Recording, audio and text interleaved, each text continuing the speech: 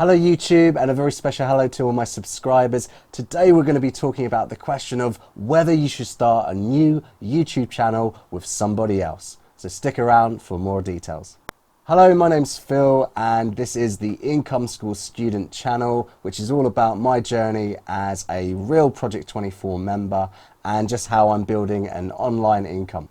So some of the regular viewers might realize that the surroundings look a little bit better than they normally do. I have lights, I have something in the background. That's because I'm here on location in a fancy studio, and it's because I'm filming today with a colleague and we're starting a brand new YouTube channel. So what I'm going to do today is just talk to Michael about what it's like to collaborate on a YouTube channel, especially when you've never ever started a YouTube channel before. So let's get Mike in here and we'll talk about that. Okay, so we're back. So this is my colleague Michael. So we both work in the same school, which is why we're following a niche that's close to our hearts, which is to do with teaching IELTS. Yep. And so welcome. Thanks for doing this for me. Yeah, I no appreciate. So basically, we've been working together probably for about 2 years, almost. Has to be, yeah. Yeah.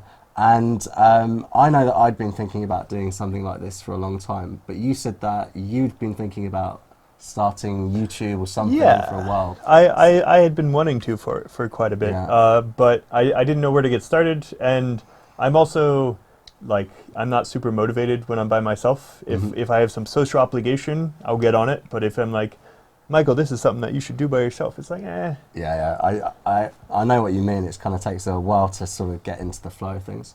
So I can't quite remember how it came about, but I think we were sitting in the teacher's office, and I think I said something about collaboration. Do you remember how it started? Well, I've been asking you for a bit about what you've been doing in your free time, which was the which was this project. Yeah, Income School. Yeah. So I sent you a link to that, the videos that Jim and Ricky have. Yeah, okay. And then I think I started telling you about my dreams of opening my own school. Okay. Yeah.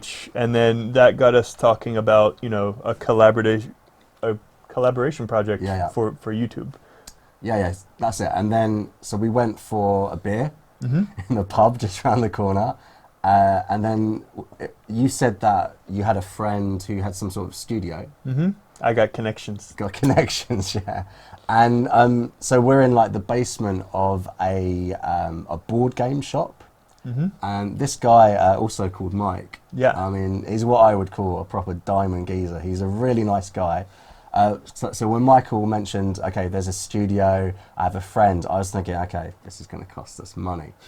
But this guy has let us film here for free. He's an awesome guy. He is an awesome guy. He's not even the one doing the YouTube. He's a bit of a serial entrepreneur. He owns this game shop, which is upstairs, but they chose this location, I think, in part because his wife wanted to become a YouTuber. And they are quite a successful pair. I think so, yeah. I think they have 2 channels at 100,000. Yeah. So, I mean, and the first time we came and filmed here, it gave us some tips about the lighting and just some general advice about YouTube. So it's been really helpful. Yeah.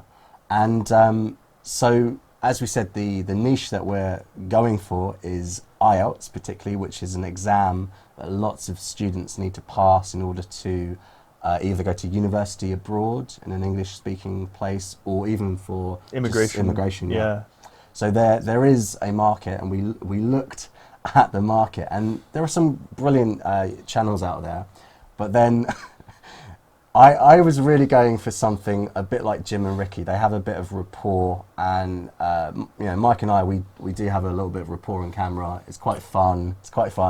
I was really going for that, and also because I'm a Brit and he's American, that was quite important for the English side of it. And I was watching these YouTube channels, and I was just thinking, we're going to kill them, we're going to murder them, because I'm quite confident we're going to do well.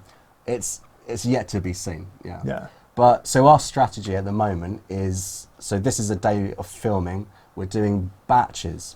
So this week you have a week off, and we've filmed every day but once this week, I think. Yeah. We did it Tuesday, Wednesday, not Thursday, but we also did it today, Friday. Yeah. So, and we've had previous days of filming.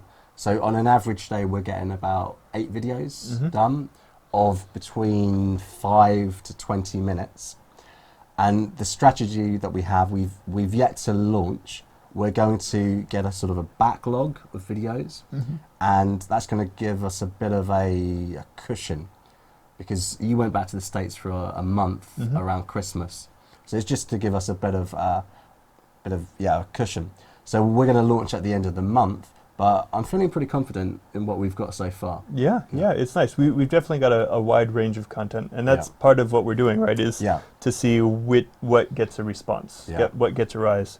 Though most recently we're trying to put a bit more planning into our stuff, and that's been slowing down our shoot considerably. Yeah, we've been up for the last 2 hours kind of planning what we want to do. Yeah, that's true. Yes. So we've kind of mixed it between actually going into YouTube and using the autocomplete to look for key phrases to base the videos on, but also a little bit of entertainment content. So we've done some fun cultural things. Yeah. Kind of taking the piss palate out. cleansers. Palate cleansers for us, but hopefully fun content for the viewers. And we've also been thinking about things that we want the viewers to see eventually. Yeah. And we're just kind of doing a spread to see what happens. And honestly, a large part of why I got into this in particular was because our school is great. And one of the reasons I chose it initially was because you have a new crop of students every term, which is about a month and a half, 2 months at the most. But you're always teaching the same content to them. And so it got to the point where I've been teaching at this school for 2 years where I'm teaching the students the same stuff each time, and so I'm getting angry with my students for not knowing stuff that I taught previous students. Yeah. And so I was hoping that I could put up a YouTube video and then just be like, watch this. Yeah. But it's like you said, it's a great idea, but it's actually the doing it that it takes the. It's a grind. Yeah. It's a grind. Yeah. So. Obviously, we're doing this together, so we've had a talk and we've decided what we'll do is just split everything down the middle. So the tasks, so I do more the technical side of it, I do the editing. And I'm more content development. And you're sort of the brains behind, what we put in. I'm the talent. Yeah. He disappeared the other day. I couldn't get in contact with you for, I don't know, a good 12 hours. And I was worried, like, what's happened to him? Because if you're not there, this might not work. I might be dead. And he's like, oh, my talent. Yeah, my talent's dead. So we are collaborating. And obviously, we're hoping this is going to make some money. We have some plans for a website to support the YouTube channel. And we're just going to split that down the middle as well. So obviously, if we were doing this on our own, we'd get everything. So how do you feel about that, sharing both the work, the risk, but the profit if we make any? I'm fine with it. I have a feeling that if I had to do all the technical stuff myself, that would easily be something that I would burn out on if I was doing my own YouTube. So I see this as like, it lets us both do what we want and not have to do what we don't so much. And you've got your other projects that you're doing. You hope to launch these other things. Yep. So it's this will be a platform for that, hopefully. Yeah. So it's kind of having a few fires in the iron. And that's the way I feel about it as well. Yeah. This is just one of your, 3 or 4 different projects going on? Yeah. I've got far too much doing, probably, yeah. Okay, so this is a question we have because when we're trying to set up a website, a YouTube channel, generally it's best to stick to something that you know or you're passionate about. And I think we're both passionate about teaching because we've done it for so long. So how does what we're doing on YouTube compare to actually being in the classroom? What are the difficulties you've come across? Well, there's definitely a lot of challenges in adaptation because, when you're in a classroom with real live people, like you get an immediate response on what you're doing, whether or not it's working. You also get an immediate response in building rapport, which is super important on YouTube, is building that personal brand. Yeah, definitely. And, we won't know until we launch and start seeing the comments and the likes or dislikes. Yeah. On top of that, seeing the effectiveness of some of the things that we're doing, we don't have a litmus test for that yet. No. And, I mean, YouTube is, when you're new like we are, it's sometimes you just get surprised. The things that actually work and when it starts taking off. So yeah, it's not quite the same thing as in a classroom, we know what works, what doesn't work. Yes. Yeah. And what about the technical issues that we've had? Oh man, day one of shooting, like we just, it was a new camera, new everything, right? Yeah. And we set up and we did a number of videos, but we didn't, most of them weren't recorded. Yeah, like we've had to reshoot those. Yeah, we lost a lot of things.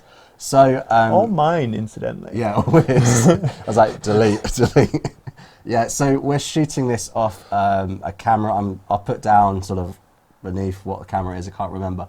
I got it in the Cyber Monday sale, and it was sort of maybe 100 to 150 US dollars. I'm not too impressed with it, to be honest. As a camera, it seems okay, but it came with sort of an external mic, and if you plug it in, even what it came with, the sound doesn't work. Mm-hmm. So actually what we did was we purchased a few things I can show you. So I got some sort of lapel mics, some lavalier mics. It's a funny story actually. What happened was it was Chinese New Year recently, and we always get a red envelope. That's the tradition here. And our boss gave me a red envelope with some cash in it. And she went, "Oh, by the way, Phil, I forgot that last year I didn't give you anything." So she gave me like 6,000 NT, which is about 2,000, 6,000? Yeah, so 200 US. 200 US. Yeah. So I immediately spent it all on this sort of wireless lapel mic. So it's got 2 receivers, so 2 mics with, I suppose, transponders, I don't know the right word, and then a receiver.